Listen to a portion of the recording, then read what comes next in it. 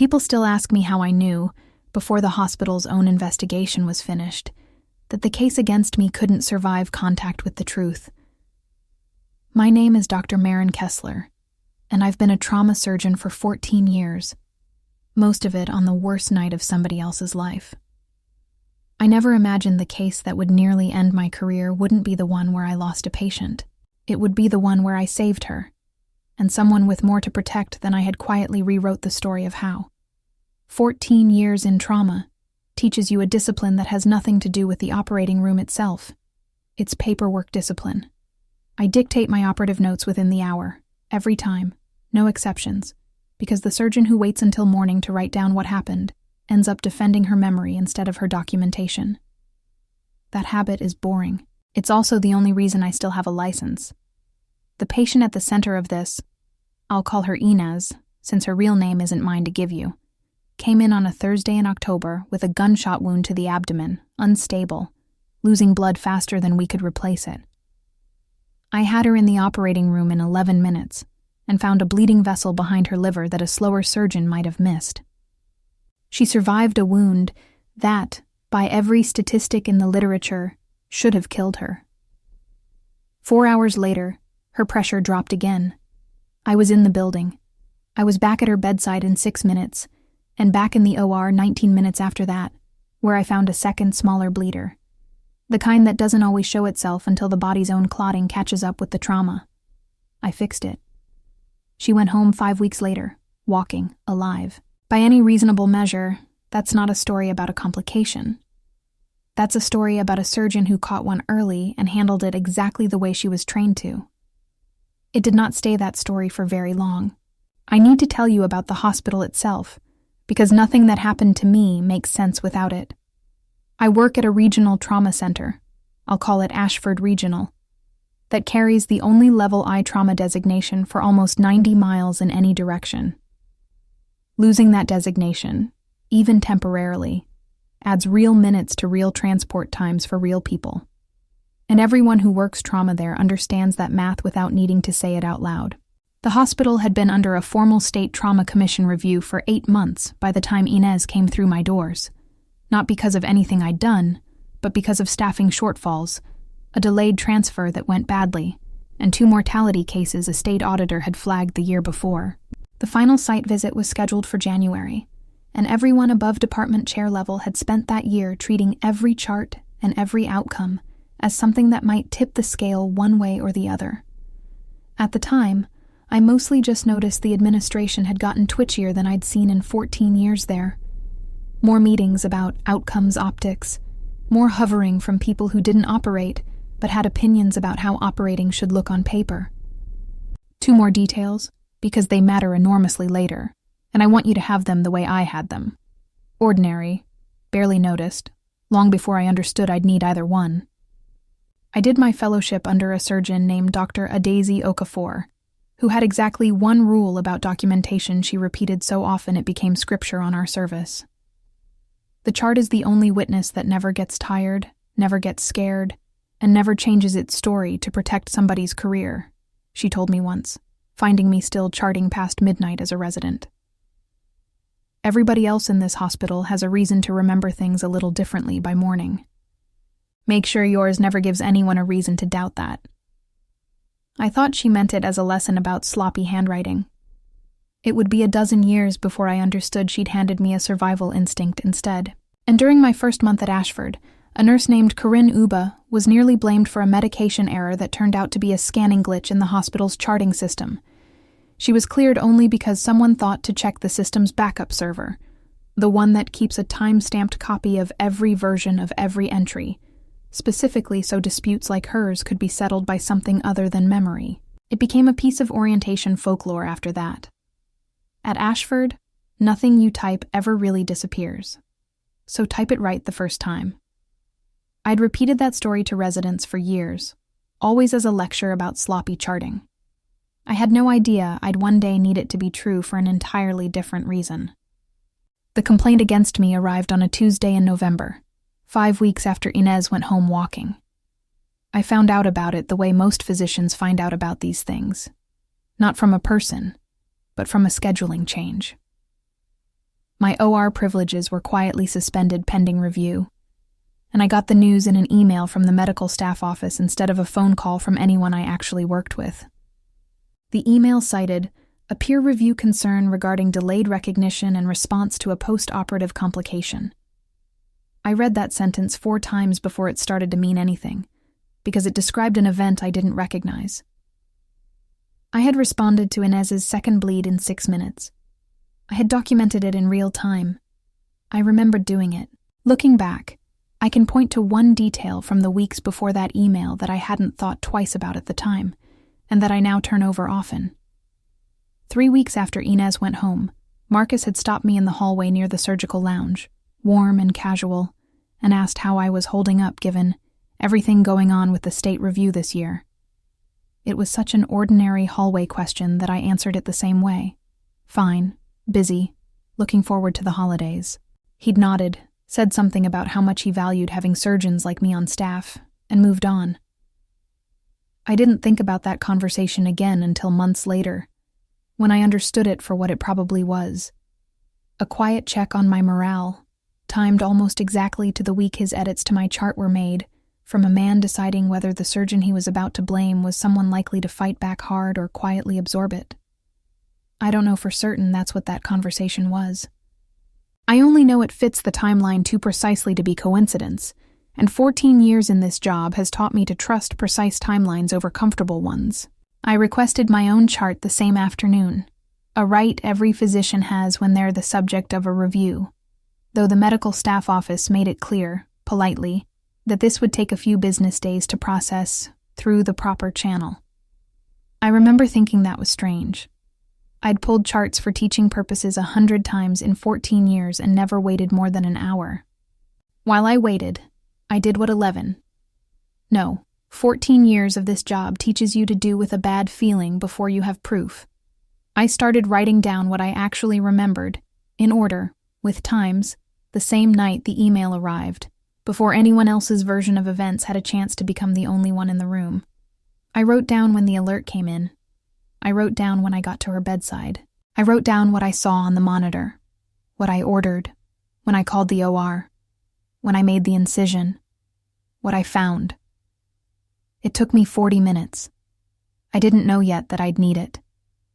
I just knew that 14 years of watching other people's memories get reshaped by stress had taught me not to trust my own memory to survive that same pressure unassisted.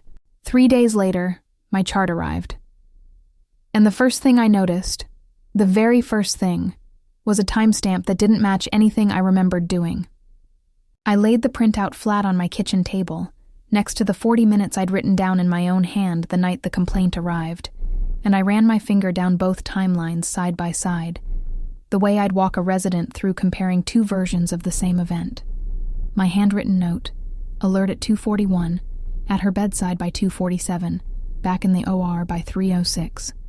The printed chart, alert at 2:41, repeat labs ordered at 2:58, results reviewed at 3:19, OR called at 3:32, same starting minute, completely different ending.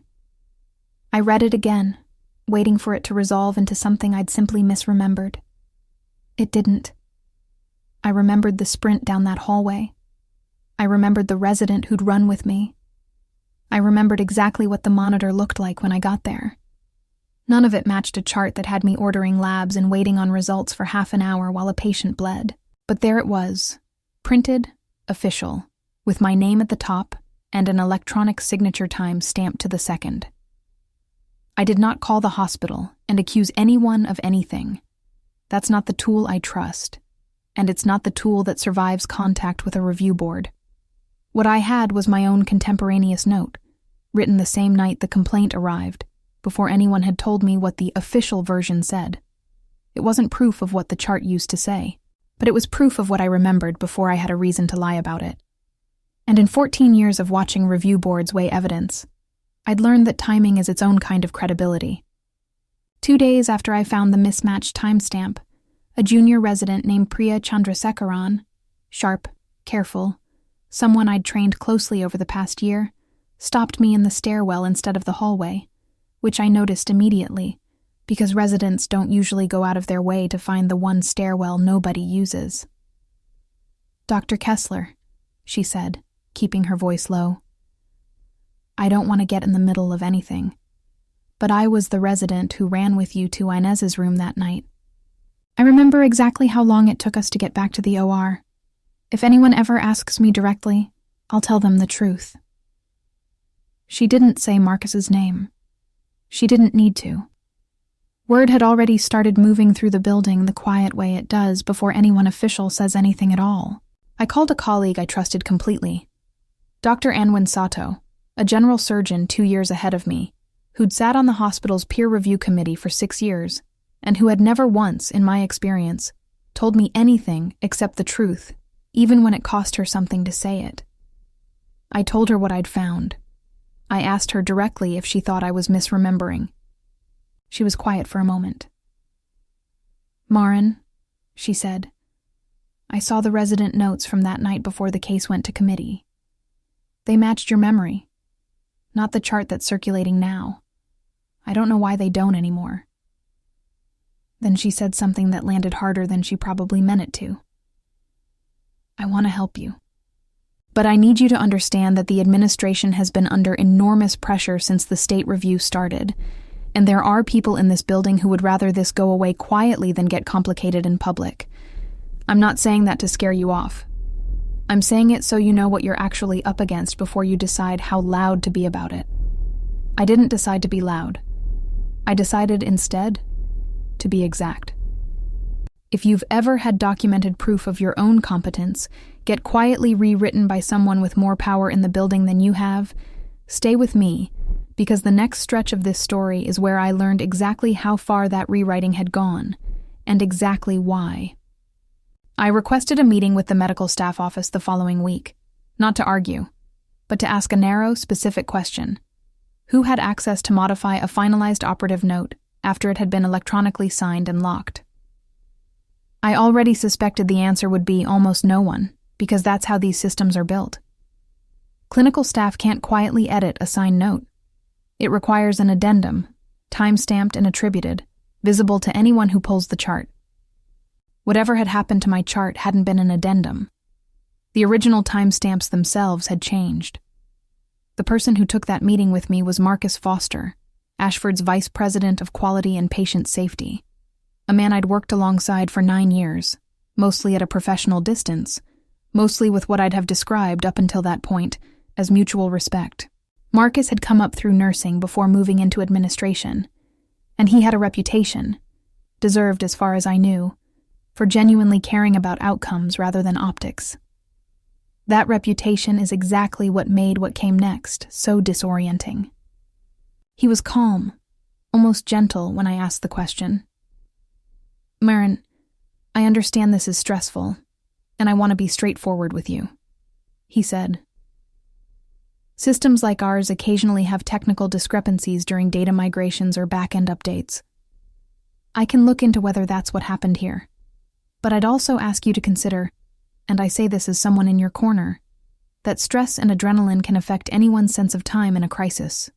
Even good surgeons, even the best ones. That's not a character flaw. It's just human. He didn't deny anything had changed. He'd offered me an exit that let both of us be right. I dictated that note within the hour, the same way I dictate every note, I told him. I have never once, in 14 years, misremembered a timeline by 45 minutes. I'd like the system's audit history pulled, not just my recollection weighed against a printout. Something in his expression shifted for exactly a second. Not fear exactly, something closer to recalculation. Of course, he said. I'll put in the request myself. He did not put in the request himself. It would take me another 11 days, and a very different kind of help to find out why. The peer review committee met without me 8 days after that conversation, which is standard procedure. The subject of a review isn't present for the preliminary evidentiary discussion, only for the formal hearing that follows. Anwin told me afterward, carefully, staying inside what she was allowed to share, that the committee had been shown a timeline exhibit prepared by the quality office, built from the current electronic record, showing the 51-minute delay as established fact. She told me 2 members had asked, almost in passing, whether resident documentation from that night had been reviewed for consistency. She was told it had been, and that it generally corroborated the administration's timeline. That was not true. Anwen had read those resident notes herself. She knew it wasn't true. And in that committee room, with a room full of people she had to keep working alongside for years afterward, she didn't correct it out loud. She called me that night, and I could hear in her voice that she knew exactly what she hadn't done. I should have said something in the room, she told me. I told myself it wasn't my place to relitigate an exhibit I hadn't been asked to authenticate. That's a coward's technicality, and I know it. I'm sorry, Marin. I'll do better at the actual hearing. I promise you that. I believed she meant it. I also understood, hanging up that phone, that I could not build my entire defense on a promise from someone who had just told me, honestly, that she'd frozen once already. The next blow came from somewhere I hadn't fully expected. The hospital's outside counsel, a sharp, unhurried attorney named Priyanka Deshmukh, requested a separate meeting with me. Not adversarial in tone, careful in the specific way lawyers are careful when they're trying to close a matter quietly before it becomes an expensive one. Dr. Kessler, I want to be direct with you, she said. The hospital would like to resolve this at the peer review level, informally, without it escalating to a board hearing, or worse, becoming part of the State Commission's site visit materials in January. We're prepared to offer you a voluntary remediation plan, a documentation refresher course, 6 months of chart co-signing by a senior partner, no formal finding against your license. It protects your privileges. It protects the hospital's timeline with the state. Everyone moves forward. I sat with that offer for a long moment because I understood exactly what it actually was. Not an accommodation. A settlement, wearing the shape of a favor. Sign here, admit nothing officially, but quietly accept a remediation plan built entirely on a timeline I knew to be false, in exchange for making an inconvenient case disappear before an inspector ever had to read about it. It would have been so easy to take. It would also have meant agreeing, on paper, that I had responded too slowly to a bleeding patient I had, in fact, saved twice in one night. I appreciate the offer, I told her, but I'm not going to accept remediation for an event I don't believe happened the way it's being described. I'd like the board hearing, and I'd like the system's full audit trail produced before it happens. Something flickered across her face that I understood later, as the first sign that she hadn't expected me to say no. 2 days after I declined the remediation offer, a hospital board member I'd met only once before, a businessman named Harold Pruitt, who chaired the finance committee and had no clinical background whatsoever, called me directly. A highly unusual move that I later learned had not been sanctioned by the medical staff office at all. Dr. Kessler, I'll be brief, he said. I've been told you're declining a resolution that would keep this matter contained. I want you to understand, the stakes here go well beyond your individual case. This hospital's trauma designation supports over 400 jobs, and the only Level I emergency response for this entire region. I'm asking you, as one professional to another, to consider whether escalating this to a public hearing serves anyone's interests during a period this sensitive. Lee, he never once asked whether the timeline against me was accurate. He asked only whether I'd be willing to make it disappear for the good of a number he cared about more than my name. I told him, as evenly as I could manage, that I intended to find out what actually happened to my chart before I agreed to anything, and that I didn't think protecting the hospital and protecting the truth were supposed to be different goals. He didn't call again. I understood, hanging up, exactly how many people in that building had already decided which of those two goals they were quietly choosing. I want to tell you about the 11 days between that meeting and the moment everything actually turned, because I did not spend them waiting quietly. I spent them the way I'd spend the hours before a difficult surgery, gathering everything I could control in order, so that when the moment came, I wasn't relying on anyone's memory of what had happened, including my own. I went back to that orientation story about Corinne Uba, the nurse cleared by a backup server 14 years earlier, and I asked myself a simple question. Did that system still exist, and did it still work the way I'd been told it did as a new hire? I couldn't check it myself. I had no administrative access to the hospital's IT infrastructure, and I wasn't going to create a new problem by trying to get some. What I could do was ask someone who did have that access, and who had no reason to protect Marcus Foster. I called a woman named Delphine Achebe, the hospital's senior clinical informatics analyst, someone I'd worked with for years on unrelated projects, flagging charting inefficiencies, helping design a better handoff template. I trusted her the way you trust anyone who has spent a decade quietly fixing other people's documentation mistakes without ever taking credit for it. I asked her one narrow question. If a finalized, signed operative note's timestamps were later altered, would the system's backup infrastructure retain the original version? She didn't answer right away. "Myron," she said slowly, "why are you asking me this specifically?" I told her. All of it. The 51 minutes. The 40 minutes I'd written down before I knew what the chart said. The remediation offer. She was quiet for long enough that I thought the call had dropped. "Our redundant backup server captures every save event on every record, time-stamped independently of the primary system," she said finally. "It's part of our disaster recovery and compliance architecture, required for accreditation, actually, which is a detail I think somebody in this building has forgotten in the last few weeks. It's not something clinical staff can access directly. It requires a data governance request, which any physician under formal review is entitled to file.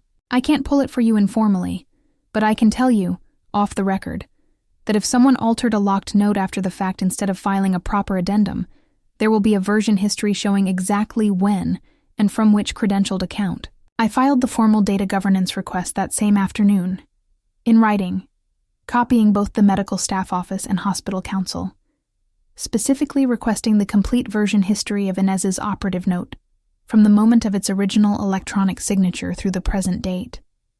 I did not accuse anyone in that request. I simply asked for a record I was entitled to as the subject of a peer review action, the same request any attorney would tell you to make first and loudest. It took the hospital 9 days to respond. On the 10th, 3 days before my scheduled hearing, Delphine called me from a number I didn't recognize, her voice low. "It's done. It's authenticated. I'm not supposed to tell you what's in it before the formal hearing, and I won't. But I need you to trust me on one thing." She paused. "Whatever you think you remember about that night, it's in there, exactly the way you remember it."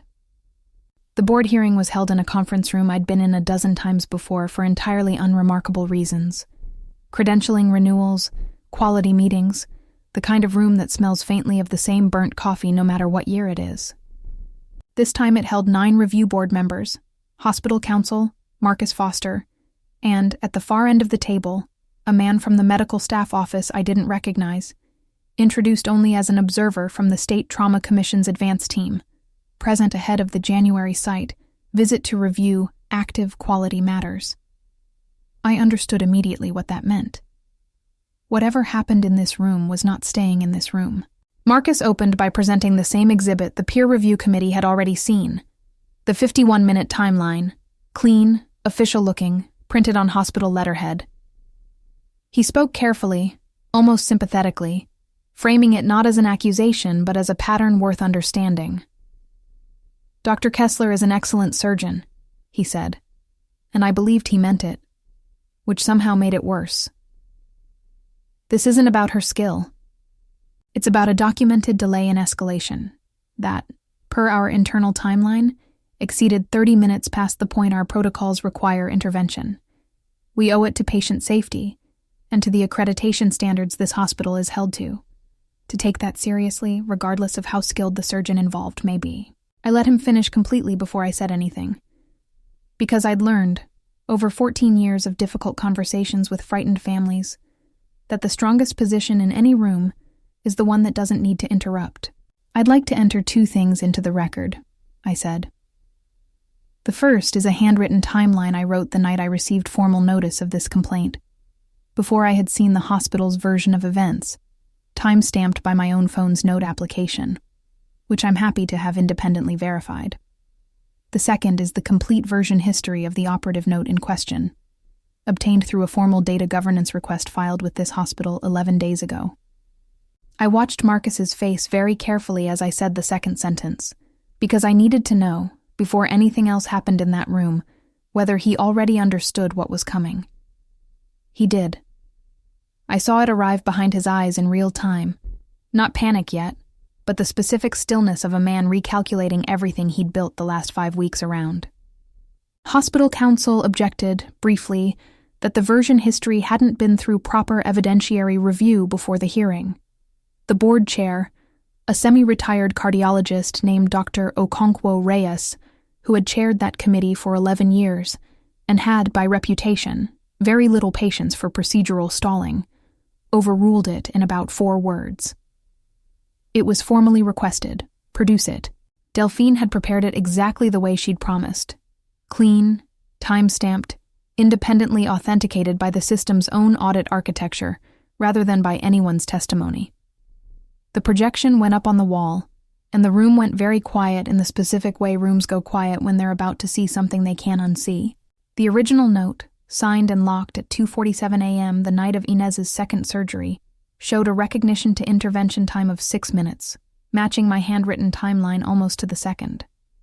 Then the version history showed a second entry, not an addendum, not a correction with attribution, but a direct alteration to the locked timestamps themselves, made 3 weeks later, from an administrative credential rather than a clinical one.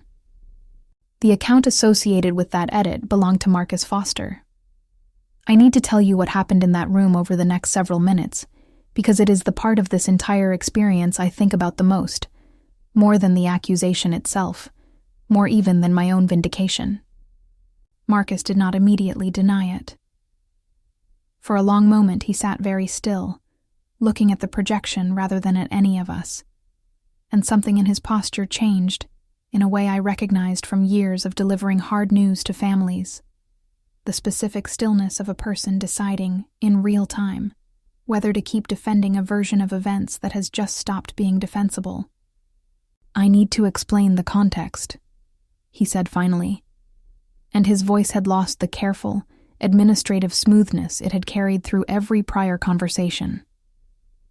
"I'm not going to pretend that projection doesn't show what it shows, but I want this board to understand why, because I don't think anyone in this room actually knows what's been happening behind the scenes for the last year, and I think I've been carrying it alone for too long to keep doing that quietly." He told us that the State Trauma Commission's ongoing review had already flagged Ashford for a possible downgrade from Level 1 to Level 2 designation, a fact that had not been shared with most of the medical staff, myself included, because the hospital's board had decided, months earlier, that public knowledge of the threat would create panic among referring hospitals before the January site visit could even happen. A downgrade would mean losing helicopter routing for the entire surrounding region. Regional transport times pushed out by as much as 40 minutes for the most critical trauma cases, according to the Commission's own modeling.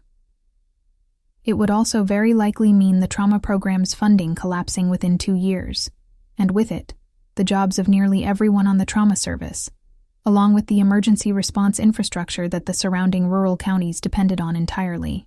Inez's case wasn't the only flagged complication this year, Marcus said. It was the third.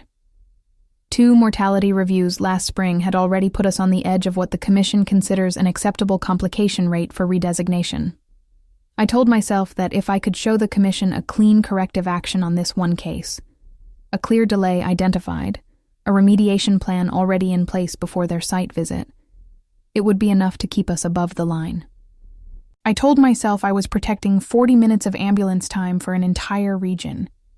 I told myself I was protecting people who'd never know my name, the way this hospital protected my own son 12 years ago, when a trauma team here kept him alive after a car accident nobody thought he'd survive.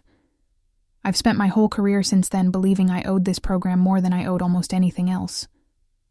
He stopped, and for the first time all hearing, his voice actually broke.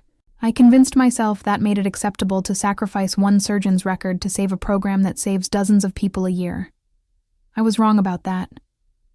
I think some part of me knew I was wrong about it the entire time, and I did it anyway, because the number felt bigger than the name. I didn't say anything for a moment. because I understood, in a way I hadn't expected to, exactly what he meant. And understanding it didn't make it forgivable. "You didn't just risk my license, Marcus," I said. "You built a false timeline around a patient who nearly died and then lived because I responded in 6 minutes, not 51. If that story had held, the actual lesson this hospital needed, that fast recognition saves lives, would have been buried under a lie about slow recognition instead. You didn't just put my name at risk. You put the next surgeon's real 6 minutes at risk, the next time someone needed to trust that speed matters and gets rewarded instead of quietly punished to make a spreadsheet look clean for an inspector." The room was silent long enough that I could hear the air handler cycle on. Dr. Okonkwo-Reyes finally spoke, addressing Marcus directly. "Mr. Foster, altering a locked clinical record is not a quality initiative. It is falsification of a medical record, and depending on how the State Licensing Board and the Trauma Commission choose to treat it, it may be a great deal more than a personnel matter." She turned to me. "Dr. Kessler, on behalf of this board, I want to apologize for the process you've been put through, and I want the record to reflect, clearly and immediately, that no finding of delayed response stands against you. That finding is vacated as of this hearing." Before the board adjourned, Dr. Okonkwo-Reyes asked if there was anything further to be entered into the record. Anwen requested that the resident notes from that night, the ones she'd known matched my account weeks earlier and hadn't corrected aloud, be formally re-authenticated against the timeline and read in full. They were.